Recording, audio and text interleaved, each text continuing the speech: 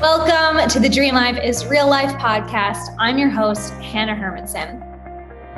I know it might seem cheesy or cliche, but if you've got a sleeping giant inside of you, or you just feel like you're made for more, then there's no coincidence you landed here on the Dream Life is Real Life podcast. Listen, as a girl from small town Wisconsin who decided to go all in to her dream life vision, I know how crazy it can feel to chase after wild ideas. Since leaving my 9-to-5 job in academics back in 2015 to becoming a yoga teacher, a life coach, and now a digital nomad, currently living in Merida, Mexico with my husband and Labradoodle, I know that all the cheesy cliches are true. I've watched a lot of my dream life become my real life right in front of my eyes. Oh, and I've learned a whole lot about sales, business, and marketing along the way, and I want to share all of that with you. So here, you can consider me your friend and mentor. As a certified business coach, success trainer, international speaker, author, and copywriter, I've helped hundreds of coaches and entrepreneurs build, scale, and enjoy their online businesses. So here on the show, you'll find the real people, concrete tactics, and weekly motivation and inspiration to make your dream life your real life. I'm going to let you into the nooks and crannies of these dream lives and dream businesses and offer lots of real talk along the way. Because to be a true leader in whatever you're endeavoring in your life and to create a legacy that you're proud of, you need a tribe lifting you up with you on the journey. And I've made it my mission to be that partner with you. Because after all, we are all in this together. By the way, if you'd like some help improving your business and life, then we just might be able to help. Head on over to dreamlifeisreallife.com to learn more about what we do and how I might be able to personally support you and just continue this conversation in making your dream life your real life. All right, let's get to it. All right, friends, imagine this: an entrepreneur who wants to help people. They have a great product or service. They have a big heart and truly want to help people with what they have to offer. But every time this entrepreneur speaks with a prospect, they crumble when they hear an objection. Objections like, it's too expensive. I can't afford that. I want to think about it. Let me talk to my spouse. This becomes more than lost revenue. This creates stress for the entrepreneur and, unfortunately, another person who's not getting the help that they deserve. Now imagine meeting a guide that can help any entrepreneur blast through the toughest objections with a proven method that delivers results by, doing a money-back guarantee. What would happen if you were properly coached to navigate past any objection?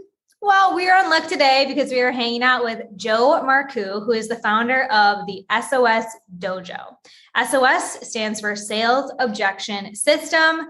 And where have you been all of our life? We all need this. Every coach can relate. And the dojo is a safe place where members go not only to train, but they spar. This live sparring helps improve their ability to communicate and help their prospects cross from the starting line to that finish line that they are looking for.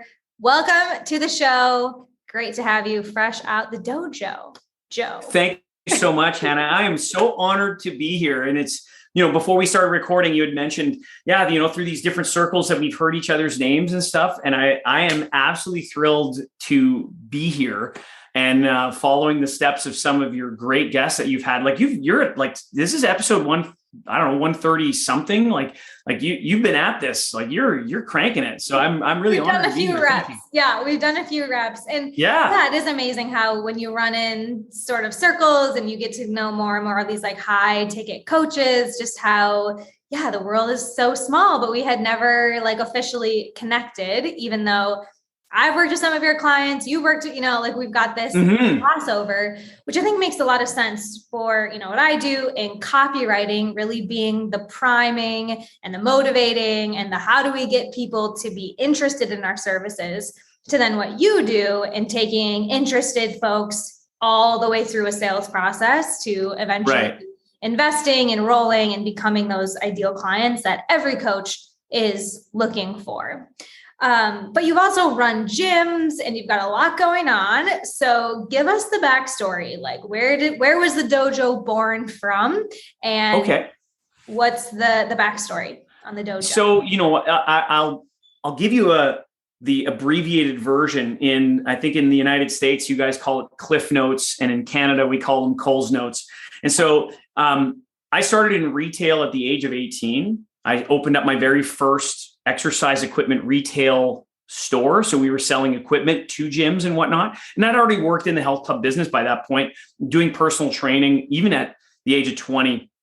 And this was over 31 years ago. And so it's interesting because the vocation 30 plus years ago of personal training wasn't even a thing. It wasn't as common as it is today, right? And so back then, a lot of people would have objections. But personal trainer, like, isn't that like for people in Hollywood and that kind of stuff? Not a rich stay-at-home mom. Yeah. So the objections were big back then.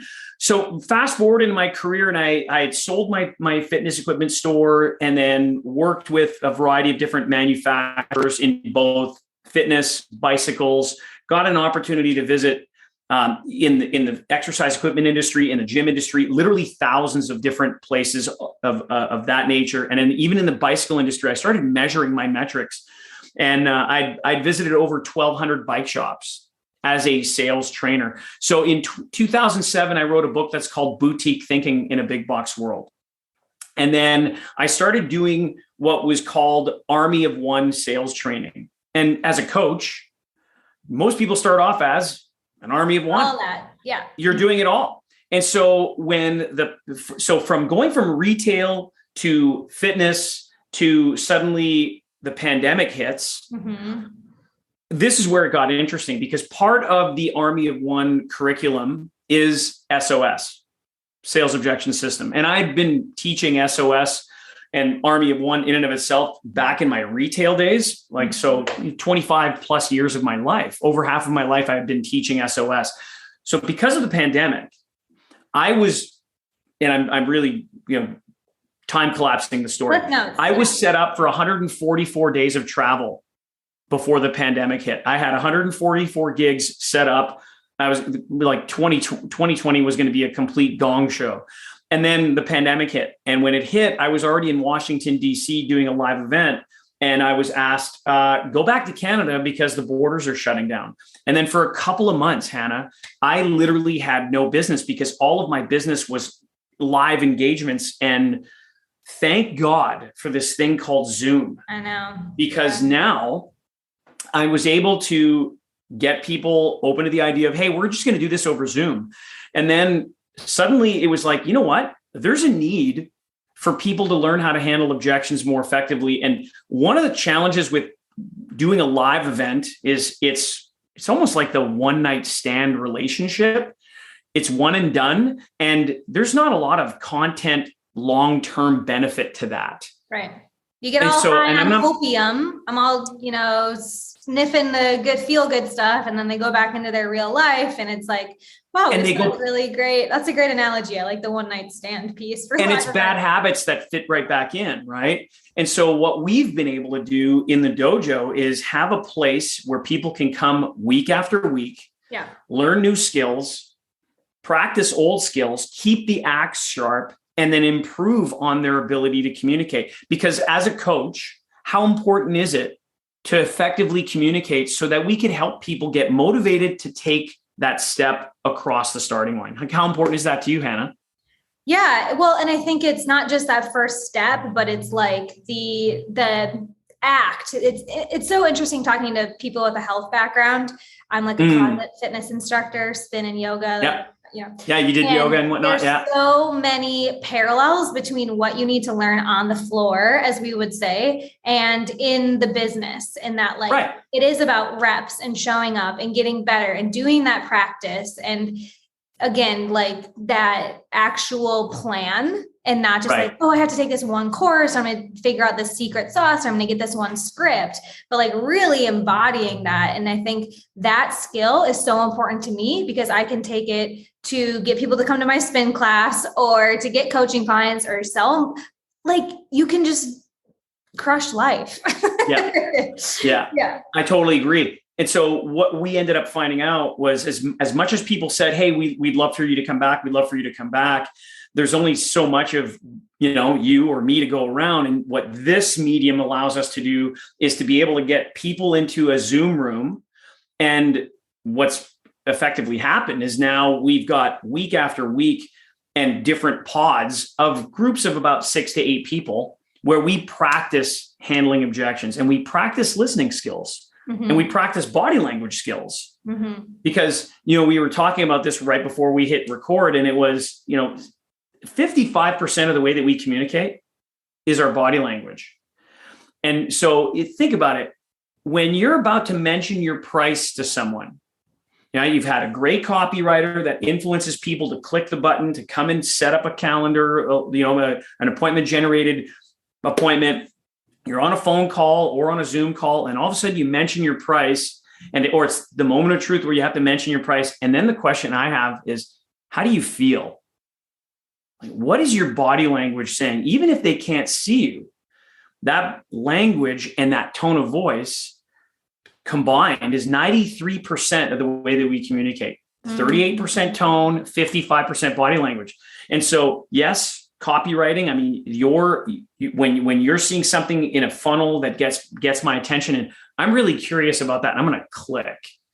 Now it's, what am I saying and what am I doing to persuade someone so that they can feel my passion about my offer? And you can see it in people's faces.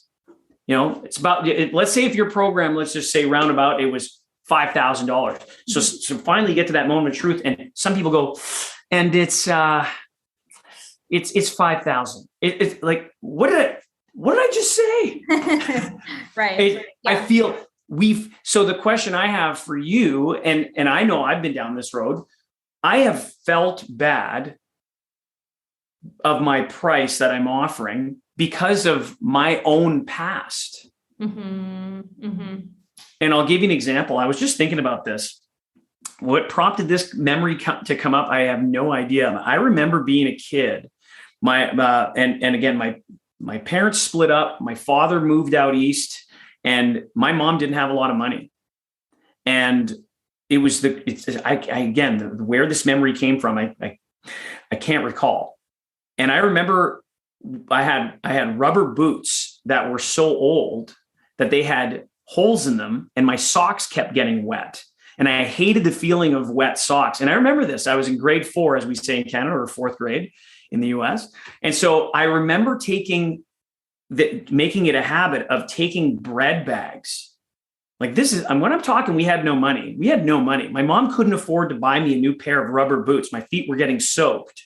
So I would take bread bags and plastic grocery bags and put them on over my socks, then put them into the boots with holes in them so that my socks wouldn't get wet.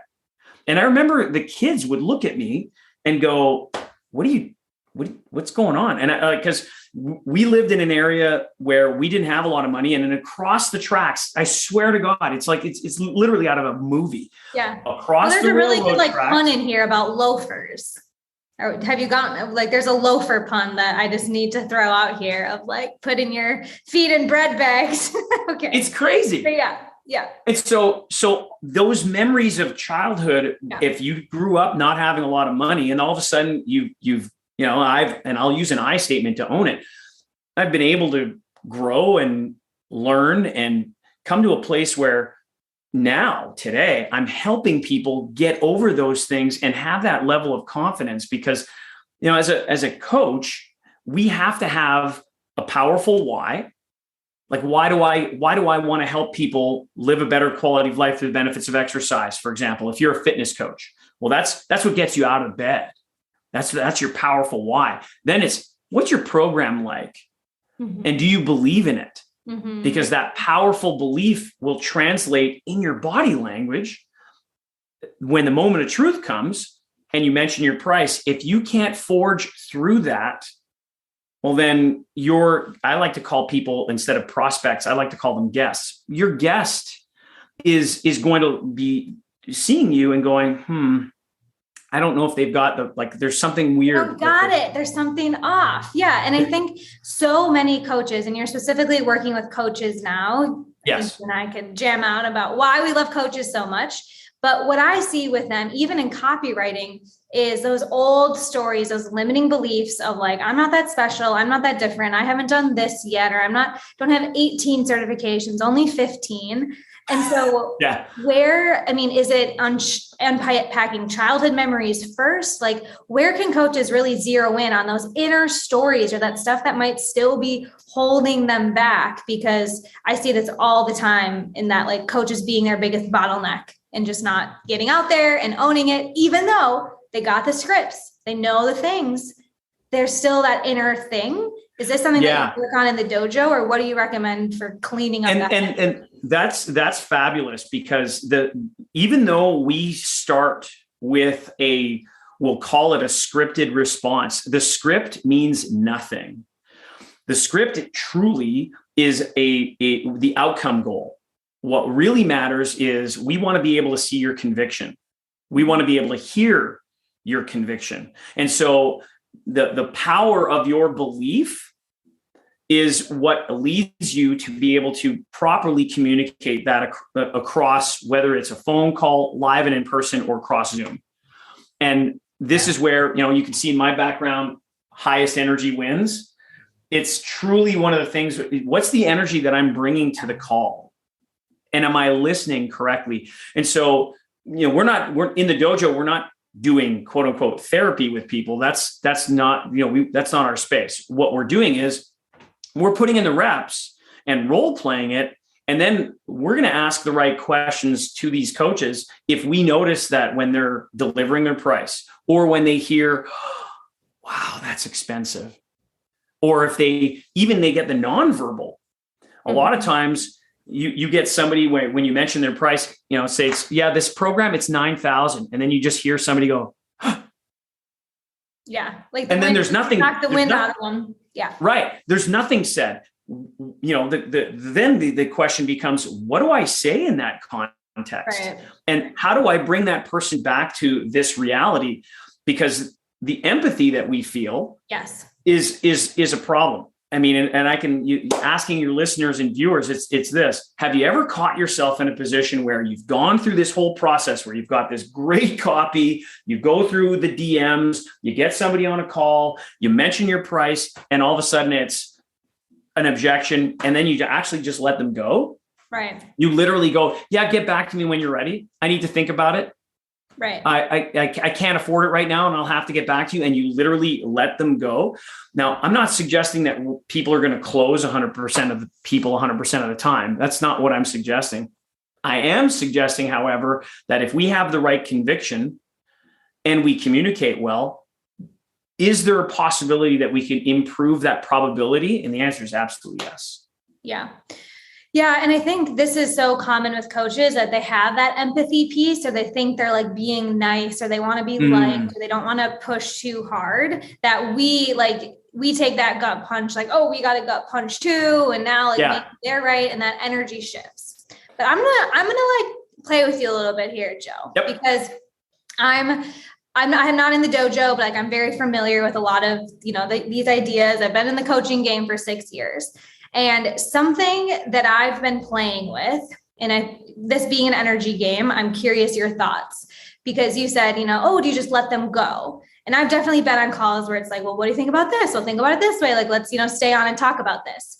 But I'm also experimenting with copywriting, because it's not coaching. So it's a little bit different. But with copywriting, I've started to experiment with, like, if we're not the right fit, we're not the right fit. Again, coaches, I think totally agree with you. The right match. But how do we sort of dance that line? I don't know if it's masculine or feminine dancing, or if it's scarcity versus abundance dancing, but what recommendations do you give? Or do you ever take the offer off the table and say, maybe we're not the right fit? Because I love this question, Hannah. And I highly encourage everybody to repel as often as you can.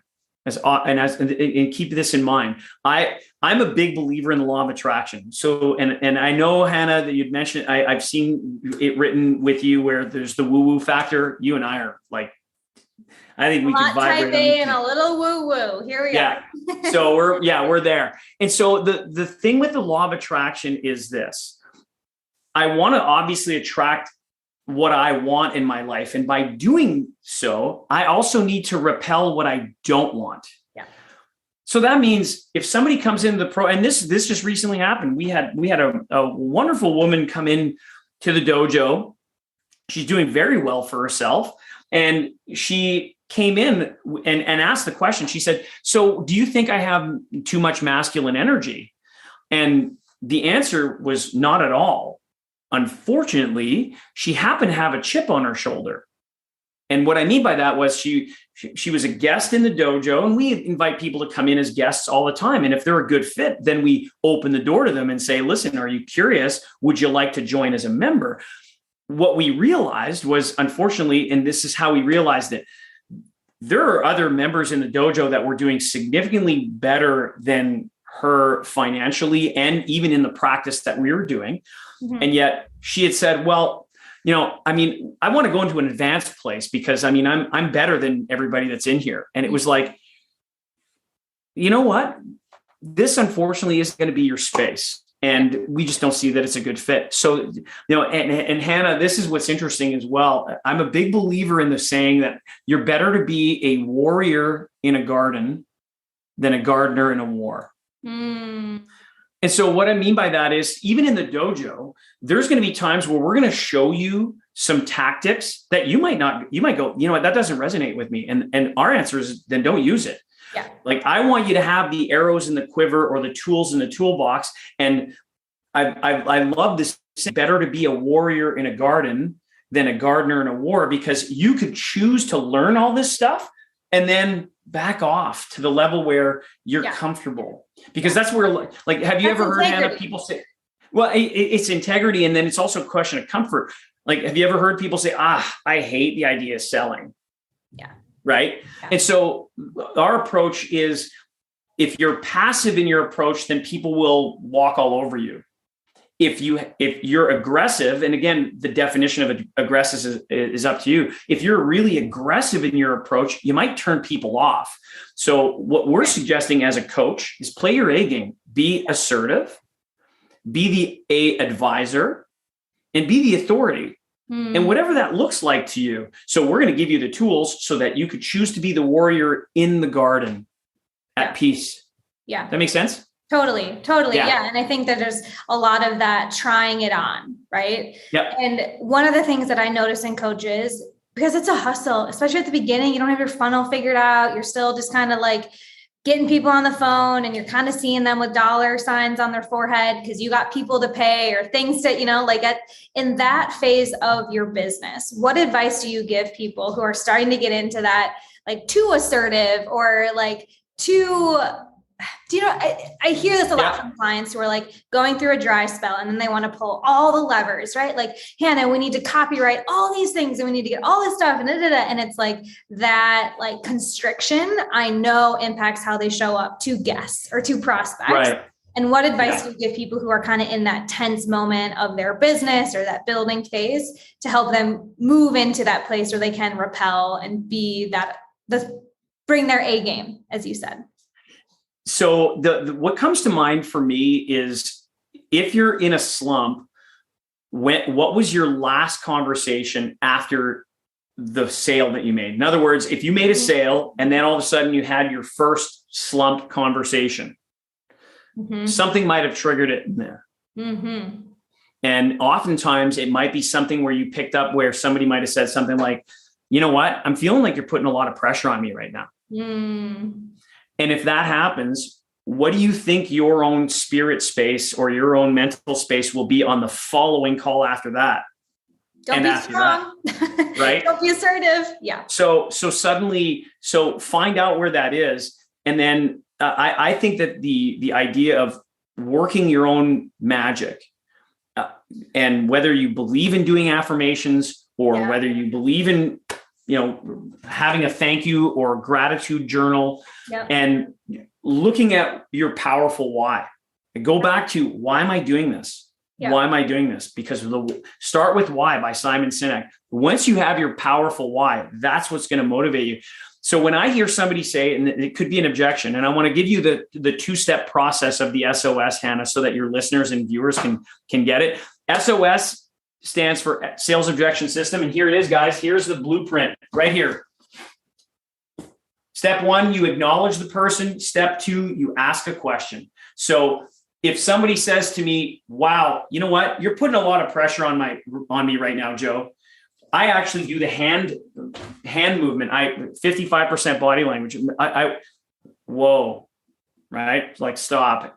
So clearly, right, you might be confusing my enthusiasm for being pushy. And I want to apologize for that. You understand that I truly believe in what I'm offering here, right? I want to be clear in terms of that's how I would answer it. Acknowledge it first, then ask a question. And if they said, well, I get it, I just feel it pushed right now, I'd say, well, listen, I really appreciate you sharing how you're feeling right now. What do we need to do to make this a little bit more comfortable for you? And just ask. Like, there's nothing wrong with having a very transparent conversation, is there? Yeah. Yeah. So, and it's the same thing. Somebody says, wow, I had no idea that this was going to be that much money, Hannah. Well, now we need to isolate the objection, because are they saying it's too expensive, or are they saying they can't afford it? So we need to clarify. So you can just say, well, Hannah, I appreciate you sharing where you're at right now. I've acknowledged you. Just to be clear, are you suggesting that it's too expensive? Or are you saying that right now it's a question of cash flow? And so then we get the answer. And so again, 2 ears, 1 mouth. So we're listening twice as much as we speak. And then the person might say, well, it's expensive. Well, thanks for sharing your opinion. I'm just kind of curious, Hannah, what exactly are we comparing this to? And I didn't say, you know how most people, because their belief is so strong in what they offer, that's where when emotions go up, intelligence goes down. And so when somebody says, Hannah, wow, that's expensive, well, then we get emotionally charged, and it's like, what are you comparing it to? And so if we acknowledge the person first and just, well, Hannah, thanks for sharing with me how you feel. I'm just curious, what exactly are we comparing this to? Clear the charge. I didn't say, what are you? I said, what are we? Yeah. Right. Because so the words have power. You know, you're a copywriter. How influential is the word? Right. Yeah. Yeah. It's everything. It's how you interpret the whole thing. Yeah. It's how you interpret the whole thing. And plus the energy that you're talking about and kind of resetting that. You got it.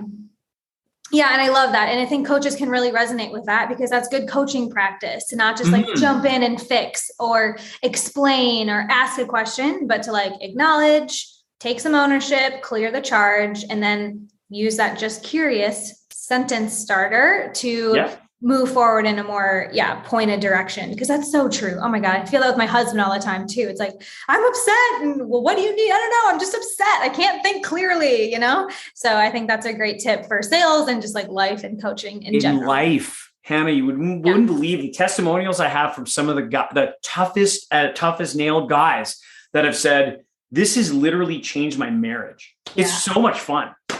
All of life is a negotiation, especially marriage. Yeah. Yeah. Okay. So I have one more kind of like burning question that we want to pull back, since we got the like SOS system. Obviously there's a lot that gets you to that point to even handle an objection. So what do you think are like the key 3 things that coaches need their guests to have or know or have experienced before even getting to talking about the price? Like, what do you think are the most important things to be weaving into that preamble or that rapport building piece of their relationship? Yeah, I think that having a good discovery, some people call it a clarity, first call, like having this is the basics of the army of one template. So creating at least what I would call a minimum top 10 list of questions that would resonate with your guest. And again, I like guest because let's say I'm on this conversation with you, Hannah, and then all of a sudden my wife, Shauna, comes by and I'm on the phone and I'm like, I'm talking to a prospect right now. Like, how do you feel being called a prospect? Whereas if I said, you know what, Shauna, I'm actually with a guest right now. If I call my quote unquote prospects, they're my guest. when somebody comes visits you in your lovely home in Mexico and they're a guest, how do you treat them? So the mindset for us to have everyone treated as a guest, even as whether they're a client, and when they transition from guest to client, that's an even higher status, right? So once we've got that guest piece down, we have our questions down. There's a little piece that I like to also add within that, and it's and this comes with practice, and this is for everybody. It's called the TED approach. You might know you've done a TED Talk before. No, I'm just binge. Okay. So I've never done a TED Talk either. Yeah. Right. Although we've all probably seen or binged TED Talks, and they're wonderful. And TED stands for, if you didn't know this, kids, TED stands for Technology, Entertainment, and Design. The SOS TED method, a little bit different. And so let's say within your questions that you're asking somebody, and then all of a sudden something comes out, and it could be, like let's say you're a fitness coach and you ask, so, are there any challenges or any injuries that I need to know about, such as problems with your ankles, knees, hips, spine, heart, or lung? And they say, yeah, I've got an old knee injury. You can't ignore that. You got to go TED. And so TED stands for, right? I got my props, Hannah. I know, prepared. Tell me, explain to me, describe to me. Let's dig deep into that. Mm-hmm. So tell me a little bit about your knee. What happened? Oh, I've got an old football injury. Oh, how long ago was that? Oh, it's like 15 years. So explain to me what happened. Describe to me what it feels like right now when you exercise. Like, let's get deep, because what will happen is when you get to the end of all of your questions, then you have to be at a point where, based on what you've told me, Hannah, I can help you. Yeah. Or it's based on what you told me, we're not going to be the right fit. Yeah. Yeah. And it's okay to not be the right fit, you guys. Totally. Like, it's totally okay. Yeah. So yeah, the TED approach will really help. And it also helps for when you do enter into the objection phase, mm-hmm. because if somebody says, well, you know what? I want to take time to think about it, Hannah. I mean, this is, you've given me a lot to reflect on, and that's okay. So it's like, you know what? Acknowledge, Hannah, I totally appreciate that you want to take time to reflect on it and percolate. No sweat. I'm just curious, before I let you go, what is it that you want to think about that you and I didn't get a chance to talk about today? And they might, stall. They might say, I don't know. Mm-hmm. And so one of the things that I like to recommend, especially for all you coaches, is take what I call the coaching moment. Yeah. And it's like, you know what, Hannah, I can appreciate you got a process. Do I have permission to coach you for a quick moment? Yeah, sure. And the moment that you say yes, what happens to my level of authority? Right.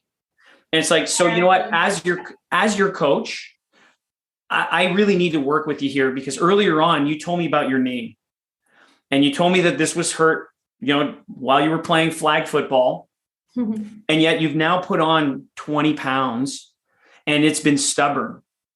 And you're telling me that you want to be able to find a way to be able to get past that knee injury and yet still be able to let go of that weight, because you've lost the weight and gained the weight and lost the weight and gained the weight. And so then I would say, so Hannah, have you ever lost your keys before? All the time. Right. And what does your mind tell you when you lose your keys? To go find your keys. Oh yeah. No. Right. I beat myself up as I go walk to find them. So if you're a weight loss coach, it would be like, so you probably know somebody, maybe intimately, that has lost their weight and found the weight and lost their weight and found the weight. Well, with me, I'm going to help you work around that knee so that you're not going to just lose the weight. What we do is we're going to help you let it go. Mm-hmm. So this is sustainable and you get off that roller coaster ride. Is that something that interests you? Definitely. And so we use the TED approach. And as you and I are speaking, by the way, for those who can't see, I've got a notepad here and I'm always taking frantic notes. So I've already found out, dream life is real life. Well, my buddy Rusty that connected Hannah and I, she's at 132 episodes. She previously spoke to Bryce Henson right before this call. She's in Mexico. She's got a Labradoodle. Like, I wrote all this stuff down. Yeah. Right. Well, and I think what I'm really hearing loud and clear is the intimate understanding, right? Like you said, we've got 2 ears and 1 mouth for a reason. And Yes. I think it takes a experienced or smart coach to realize they're not there to educate, motivate, inspire, but rather remembering that even in sales, the client has the answers. I think a lot of coaches are falling into this like consulting and teaching mode, but true coaches know that you have to ask good questions, let them discover their answers. And these frameworks are so helpful to give you a strategic way to, because if it's your idea and you're just, like you said, this like really pushing or not giving them that space to think about it or do what they're going to do, that is when I think, you just let them go and they don't come back. So the art of listening is really what I'm hearing being this key to. Yeah. And there is times as well that and I'll ask this question. Have you ever been ghosted before? Right. We've had it happen. Coaches have. Why am I I'm off today? I'm thinking like, it's okay. Did I lose my keys? I'm like, ghosted. I haven't dated in a long time, but yes, in business, yes, I've been ghosted. So you have somebody where you book a call and then you're on the call, you're on the Zoom call, or you're on the phone, and they're not showing up.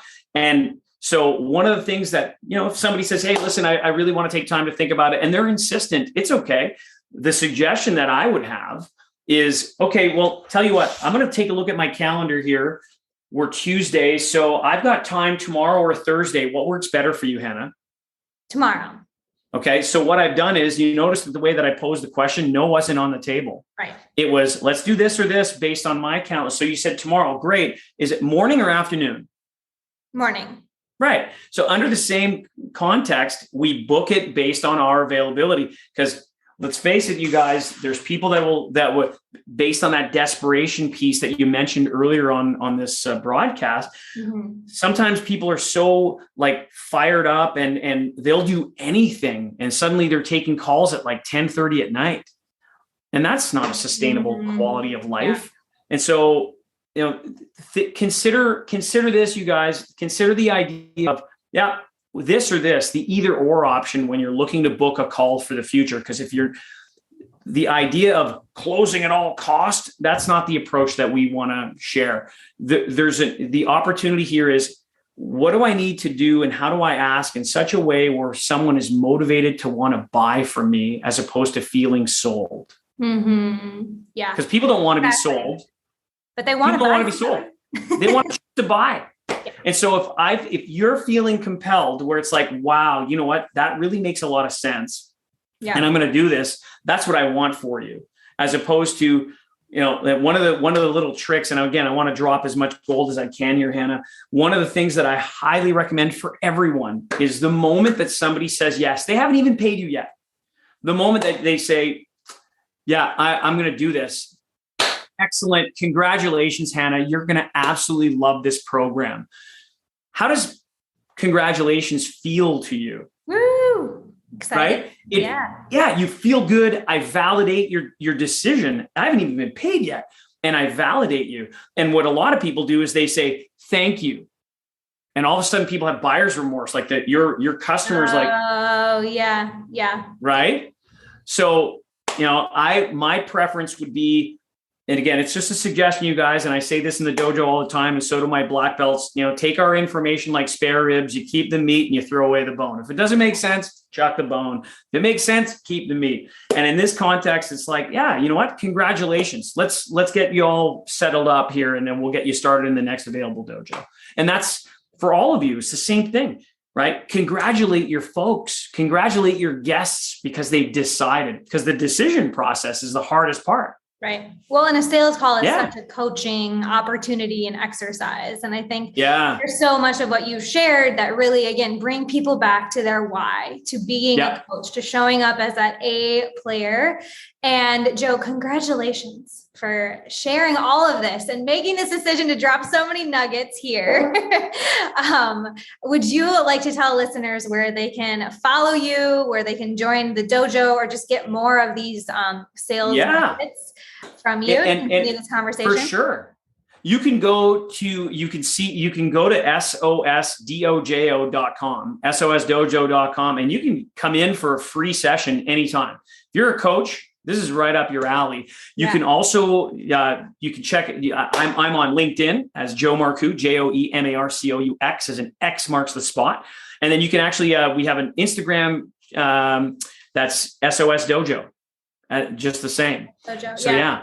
This really is such a bleeding neck. You know, if we talk sales language, this really is the bleeding neck for so many coaches. And if you feel like I don't want to be salesy or I don't want to do it that way, like the more that you can glean and lean into sales and marketing, the more you can make it your own. And knowing that as business owners, we do have to put on these hats if we don't want it to just be a hobby that we do for free and get cynical about. But I really think this is a really smart move for all coaches, no matter where they're at, to add this experience into their repertoire. So definitely check out the dojo. We'll make sure we have links to everything so that you can jump in for a free session. Love that. For sure. And continue enrolling those clients with the support of Joe and his crew. So thank you so much. Thank you so much, Hannah. I appreciate you so much. Thank you. Until next time, I'll be back next week, listeners, with another inspiring guest that will help you make your dream life and business real life.